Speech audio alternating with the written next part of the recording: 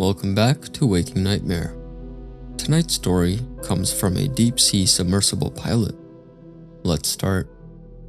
12 years and 4,000 logged hours in submersibles teaches you one thing with any reliability: the difference between equipment that fails on its own and equipment that's being helped along. Mechanical failure has a signature. Thermal stress fractures propagate in predictable patterns. Seals degrade along wear lines. Electrical faults leave burn traces. Carbon scoring, a specific smell of insulation cooked at depth. Deliberate interference looks cleaner. Too clean. I'd spent enough time in pressure holes to know the difference between bad luck and bad intent. I'd never needed that distinction before the narrated mission. We departed Woods Hole on the 9th of November, which is late in the season for North Atlantic transit work, and early enough in the morning that the Eel Pond parking lot was still empty when I loaded my gear. The institution has a particular smell in November: brine and diesel and something faintly chemical from the labs along Water Street. And I noticed it the way you notice things you don't expect to miss. The narrated support vessel, a converted oceanographic research ship called the Aldrich, was berthed at the main pier, 63 meters, deep-rated crane system, a Triton 36,000 Mark II, secured to the aft deck cradle under weather tarping. I walked the cradle twice before I went below to stow my kit. Dale was already aboard. He'd been running pre-departure checks on the Triton's mechanical system since 6 in the morning, which was exactly what I'd have expected from 6 years of working alongside him. He handed me a laminated checklist without looking up from the port thruster housing, tapped a circle item near the bottom, a hydraulic line coupling he'd flagged for inspection, and said, "Torque specs off, already logged it." Good catch. That was the whole conversation. 6 years does that. You stop explaining yourself. Becky Ortega arrived 40 minutes before departure with a single hard-sided case and a tablet she kept face down on flat surfaces. She'd been assigned to the project 4 days before we left. A DARPA data analyst, according to the mission manifest, attached for sensor oversight. The manifest listed her role as secondary array monitoring, which is a phrase that tells you very little if you're reading it for the first time, and considerably less if you ask her about it directly. I asked her about it directly, standing at the port rail while Dale ran the crane test cycle. "The array captures environmental and acoustic baseline data," she said. "It supports the primary survey objectives." "Which secondary array specifically?" "The one installed on the starboard instrument rack." She picked up her tablet. "I'll have full access to the feed from the operations room." That was it. Careful, technically responsive. Every word chose to close the question rather than answer it. I didn't push. Not then. The mission parameters themselves were straightforward on paper: a classified hydrographic survey of a designated zone in the Puerto Rico Trench, approximately 8,400 meters at maximum depth. My dive, solo, in the Triton. Dale on surface systems management from the Aldrich. Data collection package, extended bottom time, acoustic transponder grid. The classified designation on the survey zone was explained in the briefing documents as a routine security classification applied to all operations in that corridor. I'd read that sentence 3 times and filed it where I file things that are technically true and functionally useless. The Puerto Rico Trench is the deepest point in the Atlantic. It is not a place you survey for routine reasons. I finished my checklist, signed off on the hydraulic line Dale had flagged, replacement coupling, good work, and went up to the deck to watch the Aldrich clear the pier. Woods Hole pulled away behind us in flat gray morning light. The institutional buildings receding into the tree line. I watched until the pier was gone. The team composition alone should have been enough to make me walk. A classified secondary sensor array with no disclosed purpose, an analyst who joined 4 days out, a solo dive profile in the deepest water in the Atlantic Basin. Any one of these things, read in isolation, is a yellow flag. Together, in sequence, they form a pattern that any competent field operator recognizes. I recognized it, and I boarded anyway. The descent to 6,000 meters takes 4 hours and change.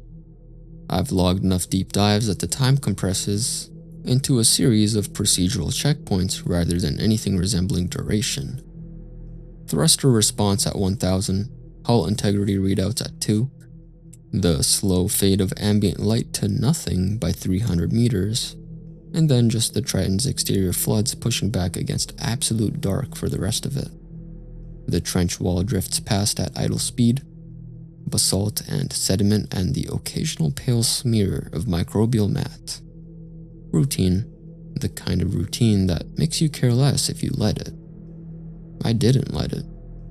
At 5,800 meters, I ran the instrument sweep.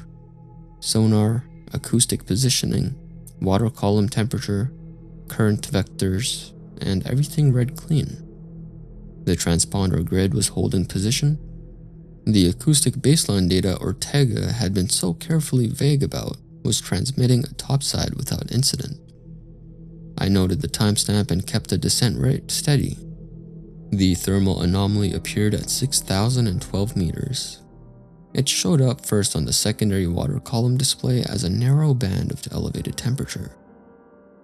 Maybe 1.4 degrees above ambient, raising in a vertical column from somewhere below my current depth. I cross-checked it against the primary sensor suite. Same reading. Checked the instrument calibration log. No drift recorded. The column was real, or at least consistently registering as real across independent systems, which amounts to the same thing until proven otherwise. I radioed up. Surface, Castro. I've got a thermal anomaly at 6,012. Narrow column. Positive differential at approximately 1.4 degrees. Origin below current depth. Logging it now.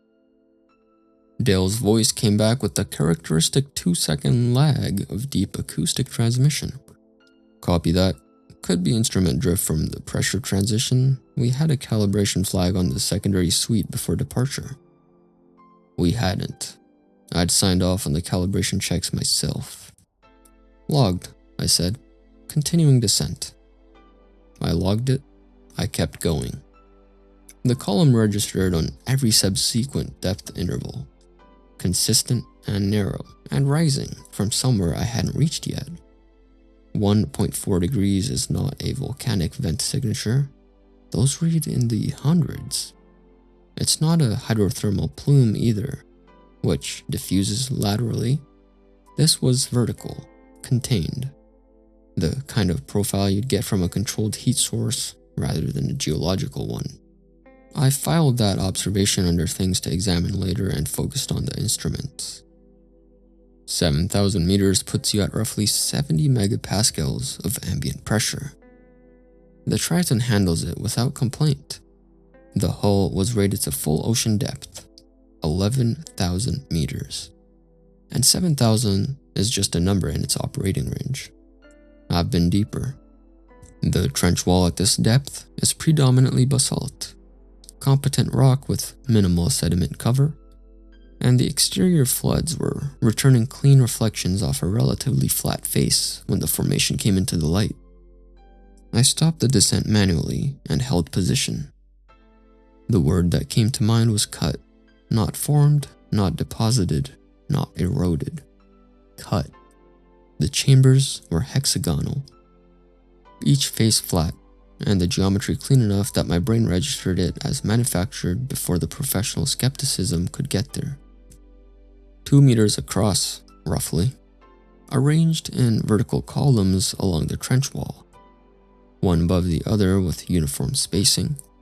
descending below the reach of the floods into dark I could not penetrate from this distance. I moved the Triton forward and angled the exterior lights downwards. The columns kept going. I sat with the image for a moment. 12 years of field work, 4,000 logged hours.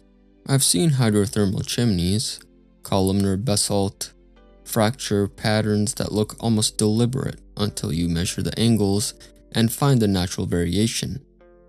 I know what geological process produce, and I know their tolerances. These had no variation. Every chamber the same dimension.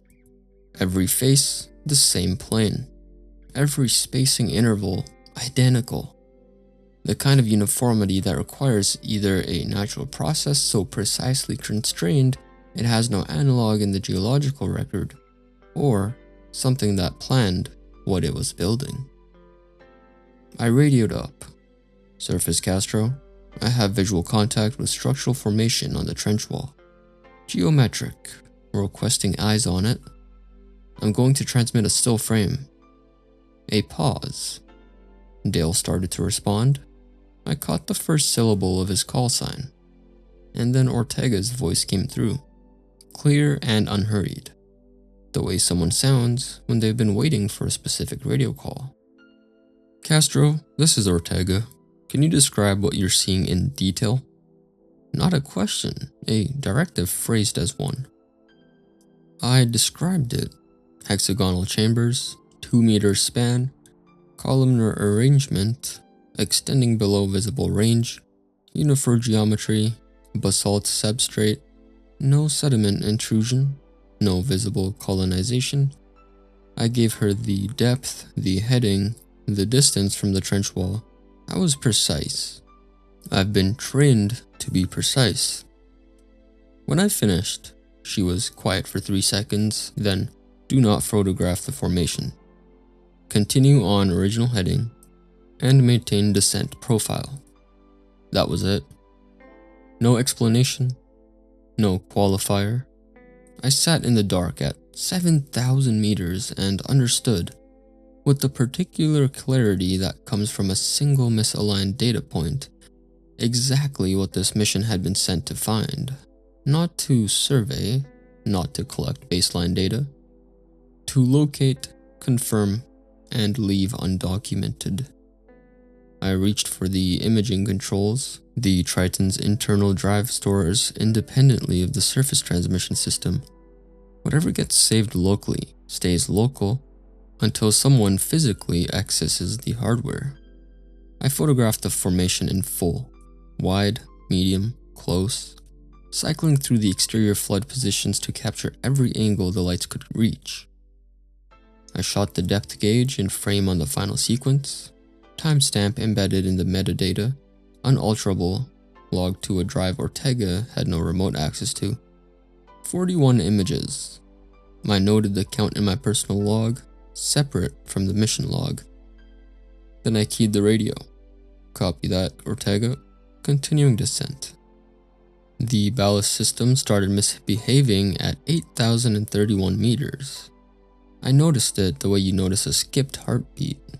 Not the event itself, but the wrongness of it.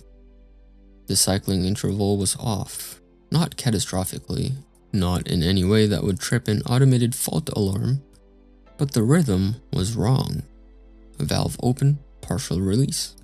Valve close, partial intake. Cycling in a pattern I'd never seen outside a controlled test environment. I pulled up the fault log. Nothing flagged. I checked the manual readout against the digital display. They matched. The system was doing exactly what it was doing, and nothing in the diagnostic tree had a category for it. Descent rate dropped from 60 meters per minute to 38. I logged it and keyed the radio. Surface, Castro. Ballast system showing irregular cycle pattern at 8,031 meters. No fault flag. Descent rate reduced. Investigating. Dale came back immediately. Copy. Could be pressure differential on the intake valve. Monitor and report. It wasn't a pressure differential on the intake valve.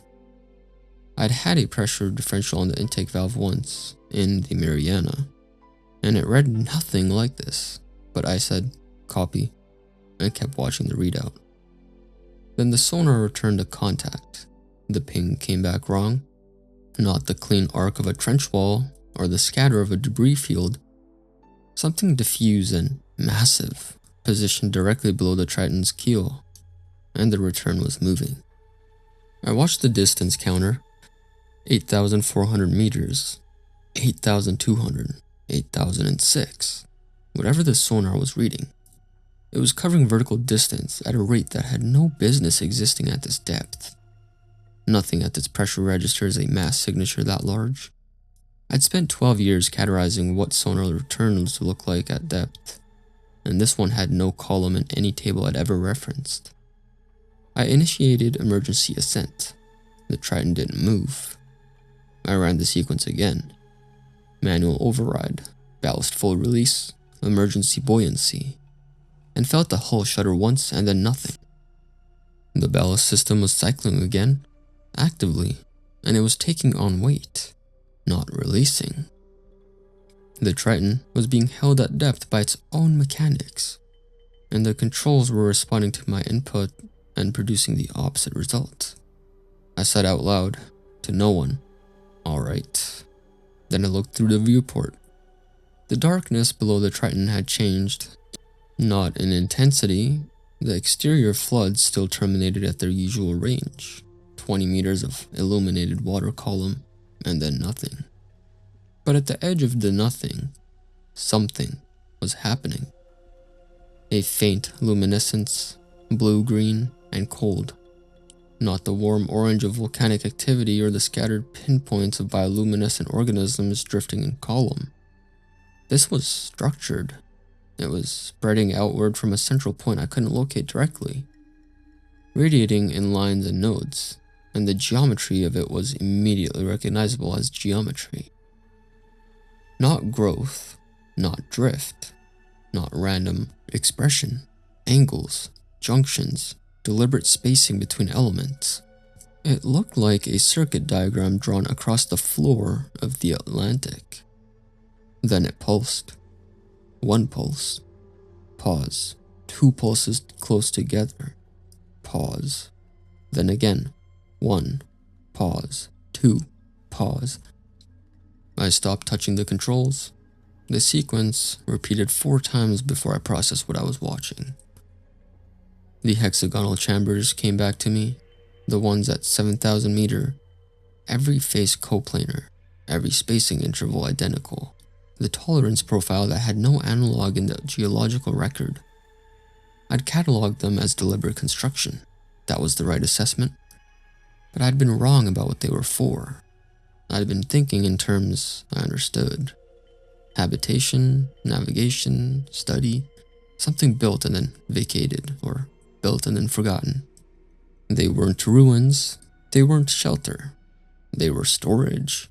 Purpose-built chambers in the deepest competent bedrock on Earth, carved with extraordinary technology, or extraordinary time, or both.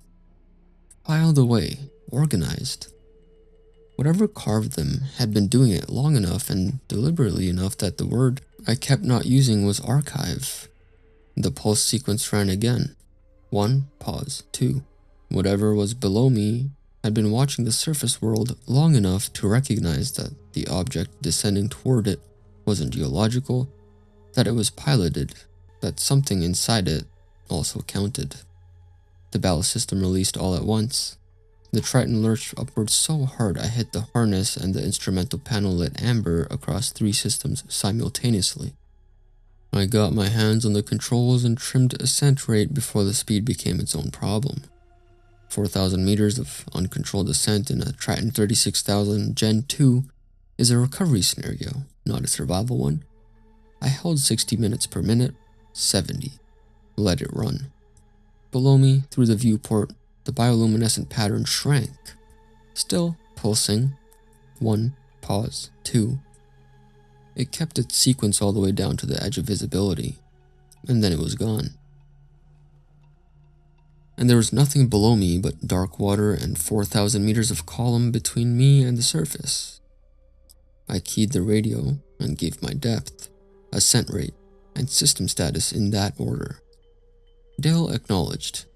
Ortega said nothing. She said nothing for the entire 4,000-meter ascent, not when I reported the sonar contact, not when I reported the ballast anomaly resolved, not when I confirmed I was holding stable ascent rate, and all primary systems had returned to normal function. Not one word for 67 minutes of continuous radio availability. That told me everything the mission briefing hadn't. The hatch seal broke at 4:51 in the afternoon. I know the time because I logged it. Habit, not sentiment. 47 hours since descent initiation, including ascent time. And the surface hold while the Aldrich's crane crew locked the Triton back into its cradle. My hands were steady when I spun the interior release handle. They stayed steady when I pushed the hatch open and saw what was waiting for me on the deck. Becky was standing 6 feet back from the cradle, arms loose at her sides, the hard-sided case already gone.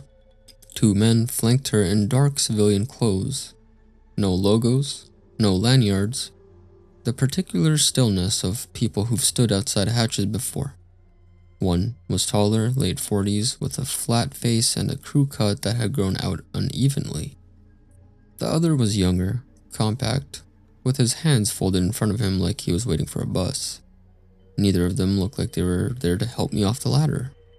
I climbed down on my own. The deck plating felt solid under my boots, in a way that still registers after long dives. The way your body recalibrates to something that doesn't move. The taller one held out a custody receipt without a preamble. Dive log, surface transmitted data, external drive unit, listed by item number already filled in. He had a pen ready. I signed it. The younger one was already moving past me toward the Triton's instrument access panel with a kit bag and a flathead driver. I watched him pull the external drive and bag it. He won't find what he's looking for. The internal drive isn't on any schematic Becky would have been issued. It's a modification Dale and I added in 2019 after a surface transmission failure during a North Atlantic survey left us with nothing to show for 18 hours of bottom time. Dale had sourced the hardware. I'd done the wiring. We never logged it formally because the paperwork would have taken 6 weeks and the next dive was in 3. During the final decompression stop at 15 meters, with 40 minutes on the clock and nothing to do but watch the depth gauge hold steady, I'd pulled the card from the internal drive reader, sealed it in the waterproof pouch I carried in my left thigh pocket, and zipped it shut. The pouch had been there for the entire 9 hours they were about to spend asking me questions. Nobody asked me to empty my pockets. The debriefing room was a converted equipment locker 2 decks below the mess. Metal folding tables, 4 chairs, 1 overhead light that buzzed at a frequency just below annoying. Becky sat across from me. The taller man sat beside her with a laptop open. The younger one stood near the door and did not sit down for the full 9 hours. I described equipment malfunctions, ballast irregularities consistent with pressure differential on the intake valve. I used Dale's own explanation, let them have it back.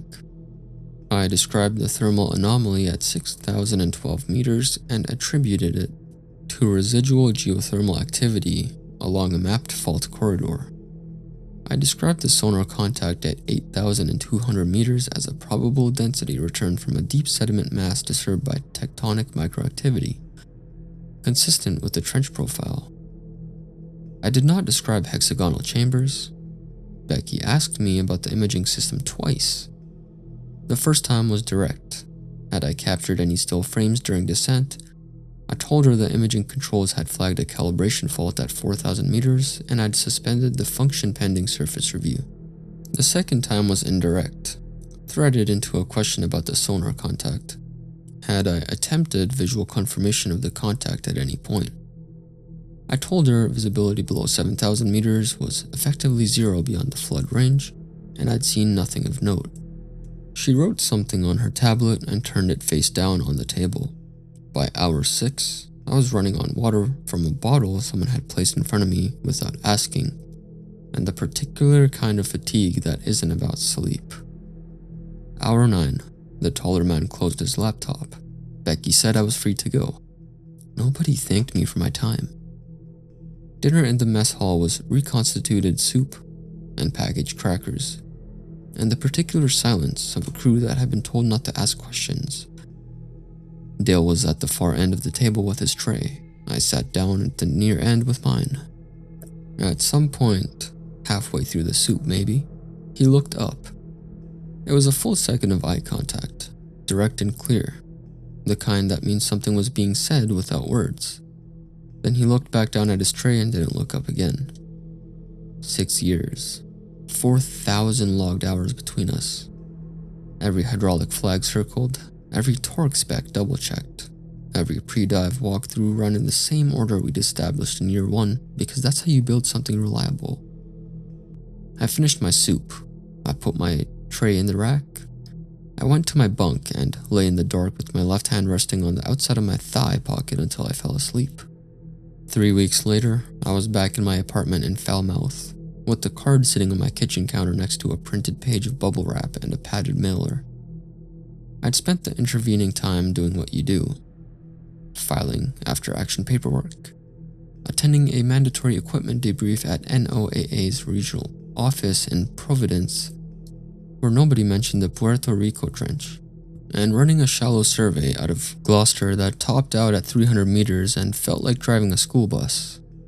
I'd read Dakota Herman's work twice before departure. His 1998 paper on deep formation cataloging in the Pacific Basin was the kind of writing that takes evidence seriously without overstating it.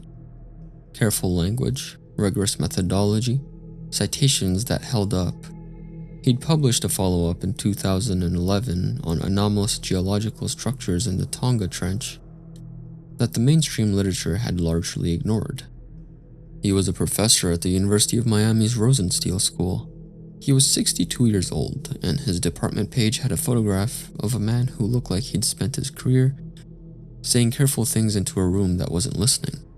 I typed the note on my laptop, printed it, and wiped the file.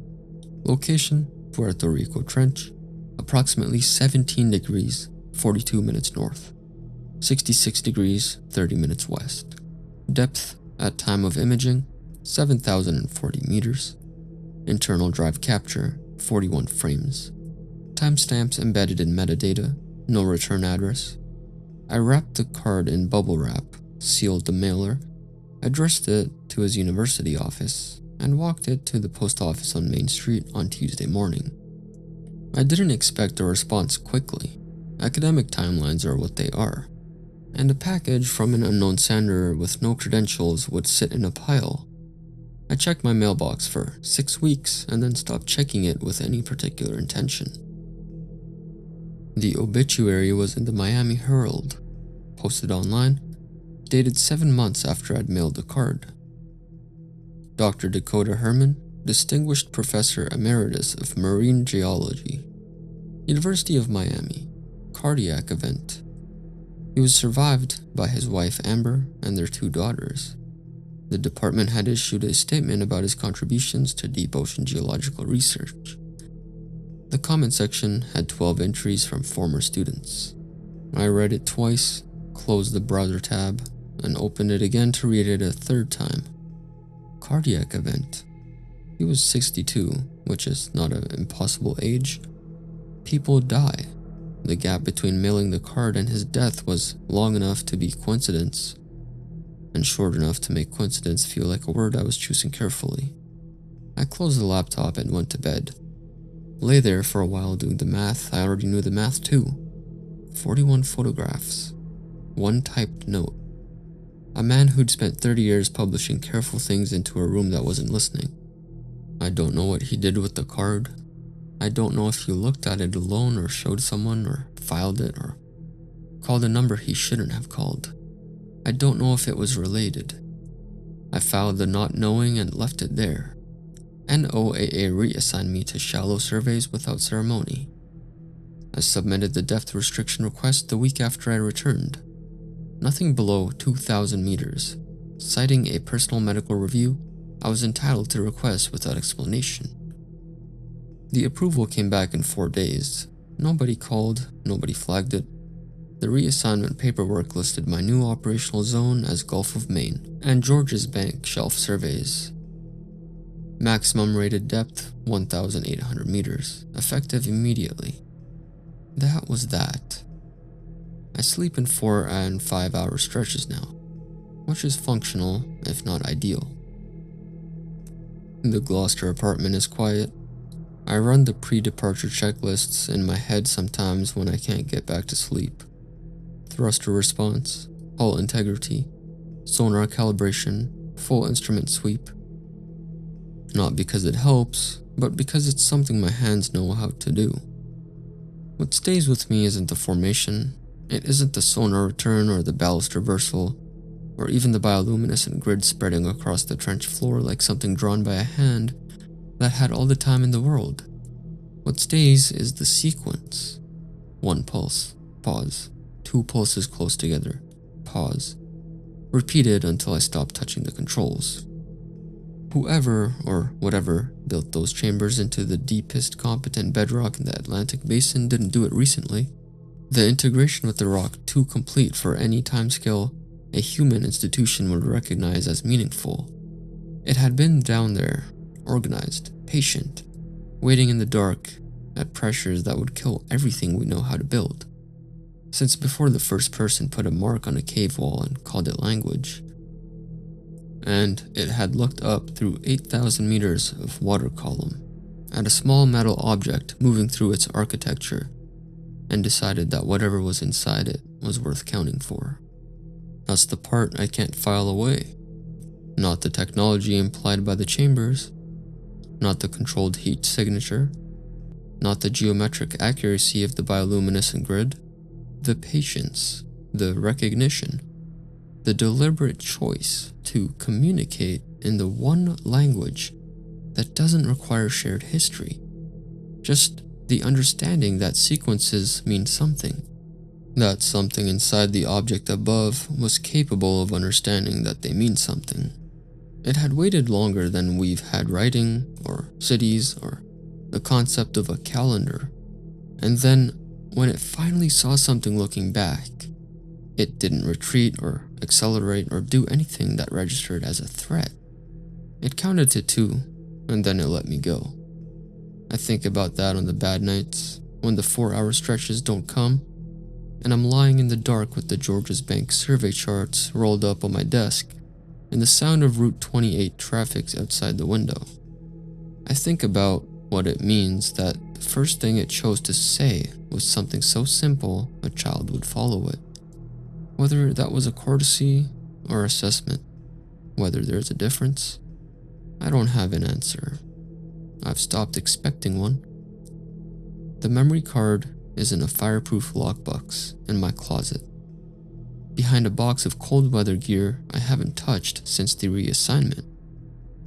41 frames, timestamps intact, the depth gauge in the final sequence unambiguous and permanent. Dakota Herman is dead. Dale won't return calls. Ortega's name returns nothing when I search it.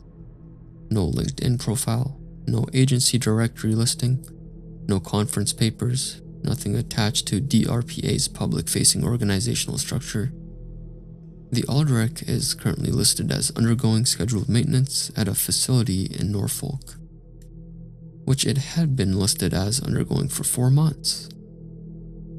I file those facts in the same place I filed the not knowing about what happened to the card after I mailed it. They sit there, they don't get lighter. Tomorrow I run a shelf survey out of Gloucester. Maximum depth, 400 meters. Sediment coring along a mapped transect. 6 hours of bottom time in water so shallow, I'll be able to see the surface from the operating depth. I'll run my checklists. I'll sign off on the equipment.